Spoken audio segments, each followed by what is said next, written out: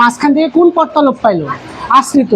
এর আগে যে আপনাকে বললাম যে মাঝখান থেকে তো যেও লোপ পাইলো, তাহলে এটা কেন মধ্য পদলোপী হলো না? কারণ এর একটা পদ আর এটা একটা যোজক ছিল, বিধায় শুধুমাত্র যে লোপ পাইলে, শুধুমাত্র আমি বলছি কিন্তু শুধুমাত্র যে লোপ পাইলে সেটা হবে হচ্ছে সাধারণ কর্মধারী সমাস। আর যখন এর সাথে এটা মানে যে বাদে অন্য কোনো শব্দ অথবা যে সহ যেও থাকবে আবার। কারণ আমার কথা হচ্ছে সব সময় তো ঘরেই থাকে নাকি, মানে আপুরা বলেন যে সব সময় তো ঘরেই থাকে নাকি খাটের নিচে থাকে নাকি ছাদে থাকে? খাটের নিচে থাকে না, এরকম জামাই নাই, তাহলে তাকে আমরা খাট জামাই বলবো? এমন তো না। এখন কথা হচ্ছে কেন ঘর জামাই হলো, কনসেপ্টটা কি?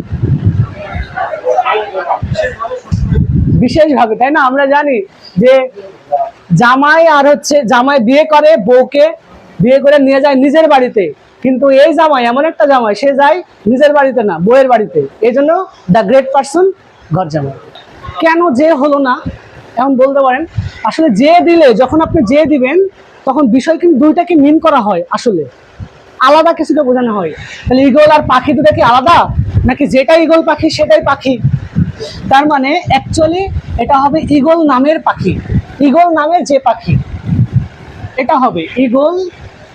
যদিও বানানটা কিন্তু এখন চেঞ্জ হয়েছে, ঈগল বানান এইটা, জানেন? জানেন না?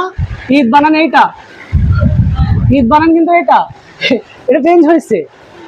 এখন দেখে অনেকে বলবেন যে এটা কি, আমি যদি এটা দিতাম অনেকেই বলতো স্যার মনে ভুল করছে। সমস্যা নাই।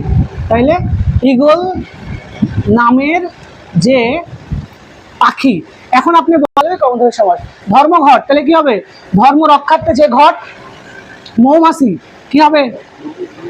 মৌ সংগ্রহ,